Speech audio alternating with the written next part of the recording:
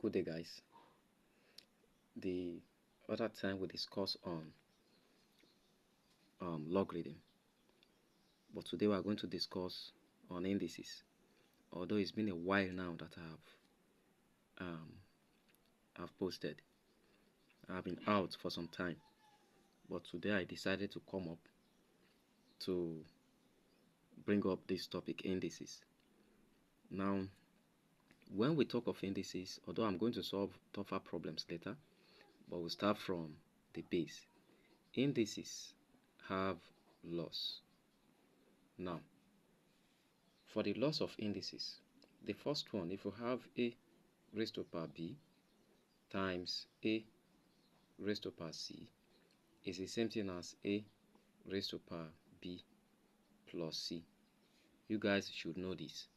And it means if we have 2 raised to power 4 times 2 raised to power 3, the same thing as 2 raised to power 4 plus 3, which is 2 raised to power 7. Is that clear? So that I can say is the first law. Now, the second one, although we call this one multiplication law, the second one, if we have a raised to power b divided by a raised to power c, is the same thing as a raised to power b minus c. We can call this one the division law. So let's take, for instance, we have 3 raised to power 5 divided by 3 raised to power 3. So it's the same thing as 3 raised to power 5 minus 3, which will give us 3 raised to power 2. And you know 3 raised to power 2 is 9. If you like, just multiply it out.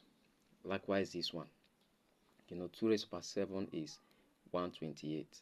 So if you like, you can multiply it out as well to be 128. Is that clear? Now, that is by the way. The next one, if we have log, that's number 3. If we have a raised to power minus b, the same thing as 1 over a raised to power b.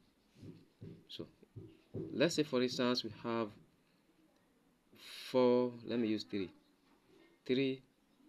raised to power minus 4, the same thing as 1 over 3 raised to power 4. If you like, multiply it out to give you 1 over 81.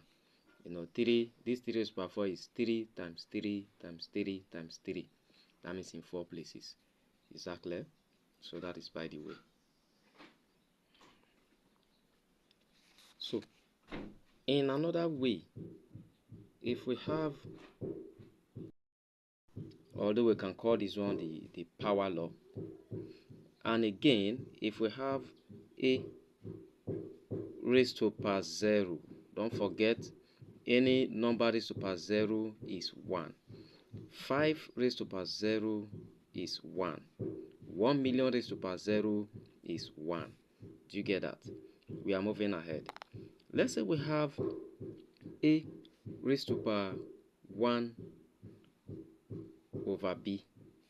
It's the same thing as the b root of a. Do you get that? This one is another law. The same thing as the b root of a. So it means, let's say, for instance, we have 4 raised to power, let's say 1 over 2. The same thing as square root of 4. This 2 under means square root. So 1 over 2 that we have on top means square root. Supposing this is 1 over 3, it will be cube root. So that is equal to 2. Do you get that? Now, that is another law. We have different laws when it comes to indices. Do you understand that? But we may be limited to this for now. So in our next class, we are going to consider we are going to consider problems. That means we solve problems more problems when it comes to indices. Do you understand that? So thank you for stopping by. See you in our next class.